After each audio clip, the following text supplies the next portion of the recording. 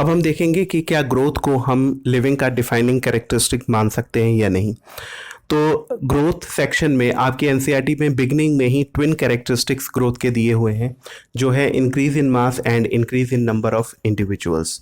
तो increase in मास हम जानते हैं कि जब सेल डिवीजन होता है तो नंबर ऑफ सेल्स बढ़ जाती हैं और total accumulated number of sales body में बढ़ जाती है, जिसकी वजह से बॉडी मास इंक्रीज हो जाता है। और दूसरा जो कैरेक्टरिस्टिक है वो है नंबर ऑफ इंडिविजुअल्स। ये हम देखेंगे कि किन ऑर्गेनिजम्स में नंबर ऑफ इंडिविजुअल्स के बढ़ने से को हम ग्रोथ कहते हैं। ग्रोथ अब हम देखते हैं कि मल्टीसेलुलर ऑर्गेनिजम्स में ग्रोथ कैसे होती है, जैसे growth in plants and growth in animals. Plants में भी ग्रोथ जो होती है वो सेल डिवीजन की वजह से होती है, उसी तरीके से एनिमल्स में भी सेल डिवीजन से ग्रोथ होती है, बॉडी का मास जो होता है वो इंक्रीज होता है। लेकिन प्लांट्स के केस में एक बड़ी स्पेशल चीज़ है कि इनकी growth continuously through out life होती रहती है। जैसे आपने अपने आसपास पेड़ पौधों को देखा होगा कि उसमें नए पत्तियां और नए फूल निकलते रहते हैं, और अगर उसकी कोई ब्रांच कोई शाखा टूट जाती है तो वो फिर से डेवलप हो जाती है। तो ये प्लांट में ग्रोथ कंटिन्यूसली होती है, ये बहुत इंपॉर्टेंट फीचर है इनका। एनिमल्स के केस में ग्रोथ जो होती है वो कुछ टाइम के बाद रुक जाती है। जैसे ह्यूमन बीइंग के केस में अगर हम देखें तो ह्यूमन बीइंग में एक पर्टिकुलर एज के बाद, मैचुरेशन के बाद ग्रोथ रुक जाती है, लेकिन सेल डिवीजन तो फिर भी होता है। तो वो जो सेल डिवीजन है वो डेड टिश्यूज़ को रिप्लेस करने के लिए, या फिर काफ़ी फेमस एग्जांपल है जैसे आरबीसी हमारी बॉडी में 120 डेज में डेड हो जाती है, तो उसको रिप्लेस करने के लिए सेल डिवीजन हमारी बॉडी में होता रहता है। इसके बाद अगर हम ग्रोथ इन यूनिसेलुलर देखें तो यूनिसेलुलर ऑर्गेनिजम्स के केस में भी ग्रोथ सेल डिवीजन से होती है। लेकिन अगर हम ऑब्जर्व करें तो जैसे ही इनमें सेल डिवीजन होता है, इनमें नंबर ऑफ इंडिविजुअल्स भी बढ़ जाते हैं। जैसे आप कह सकते हो कि यहाँ पर एक सेल थी, एक सेल से दो सेल्स बन गई, इसका मतलब उस सेल ने रिप्रोड्यूस किया है। और यहाँ पर हम देख रहे हैं कि नंबर ऑफ इंडिविजुअल्स भी बढ़ रहे हैं, तो इसका मतलब नंबर ऑफ इंडिविजुअल्स बढ़ने की वजह से इसकी ग्रोथ भी हो रही है। तो ऐसा लगता है कि इसमें रिप्रोडक्शन और जो ग्रोथ है वो दोनों एक ही फिनोमेना है। और ऐसा ही कुछ आपकी एनसीईआरटी भी कहती है। आपकी एनसीईआरटी में मेंशन है कि यूनिसेलुलर ऑर्गेनिज्म के केस में जो रिप्रोडक्शन है और ग्रोथ दोनों सिनोनिमस फिनोमेना होते हैं।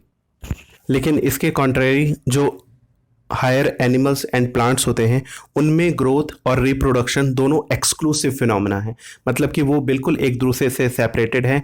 ग्रोथ एक अलग फिनोमेना को हम कहते हैं और रिप्रोडक्शन एक अलग फिनोमेना को कहते हैं। डेफिनेटली रिप्रोडक्शन के दौरान नंबर ऑफ इंडिविजुअल्स बढ़ते हैं, लेकिन उसको हम हायर एनिमल्स एंड प्लांट्स के केस में हम उसको ग्रोथ नहीं कंसिडर करते, लेकिन यहाँ पर ग्रोथ और रिप्रोडक्शन सिनोनिमस होते हैं। अब हमें ये खोजना था कि क्या ग्रोथ को हम लोग डिफाइनिंग कैरेक्टरिस्टिक मान सकते हैं लिविंग का या नहीं। तो हमें नॉन लिविंग की ग्रोथ से इसको कंपेयर करना होगा और पहले देखना होगा कि क्या नॉन लिविंग में ग्रोथ होती है। तो अगर हम क्लोजली ऑब्जर्व करें तो हम देखते हैं कि नॉन लिविंग में भी ग्रोथ होती है। जैसे सपोज कि कोई पहाड़ है और उस पहाड़ के ऊपर बहुत ज़्यादा मिट्टी के इकट्ठा होने की वजह से उस पहाड़ का जो साइज़ होता है वो काफ़ी वर्षों के बाद इंक्रीज हो जाता है। तो ग्रोथ तो यहाँ पर भी हो रही है। और भी एग्जाम्पल आपकी जैसे एनसीईआरटी में मेंशन है, जैसे रेत का टीला होता है, रेत के टीले पर रेत जमा होती रहती है जिसकी वजह से उसका साइज जो है वो बढ़ जाता है।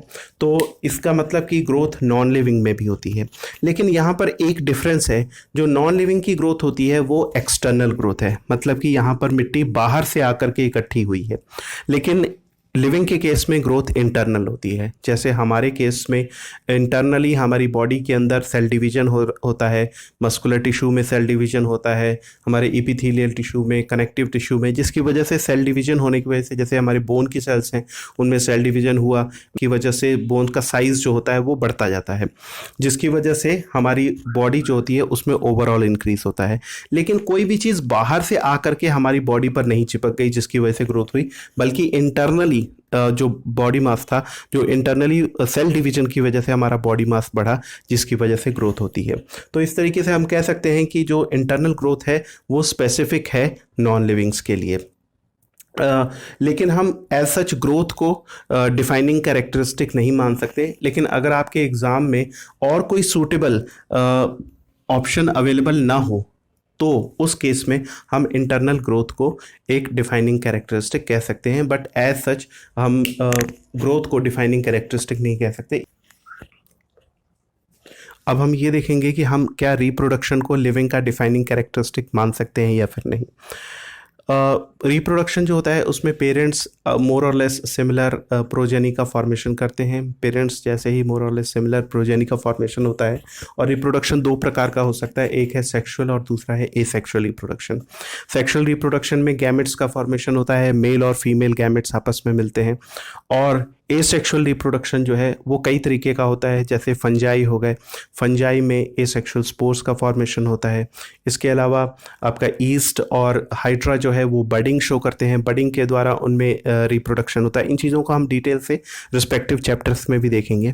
इसके अलावा और एग्जांपल है जैसे प्लेनेरिया जो है उसमें रीजनरेशन होता है। अगर उसका बॉडी का कोई पार्ट कट हो जाए तो वो पूरा का पूरा बॉडी का पार्ट जो होता है वो कंप्लीट ऑर्गेनिज्म में कन्वर्ट हो जाता है, तो इसको हम रीजनरेशन कहते हैं। इसके अलावा हमने अभी पढ़ा कि जो यूनिसेलुलर ऑर्गेनिजम्स होते हैं उनमें रिप्रोडक्शन और ग्रोथ सिनोनिमस होती है, और जो हायर एनिमल्स और प्लांट्स होते हैं उनमें ऐसा नहीं होता, दोनों फिनोमेना डिफरेंट होते हैं।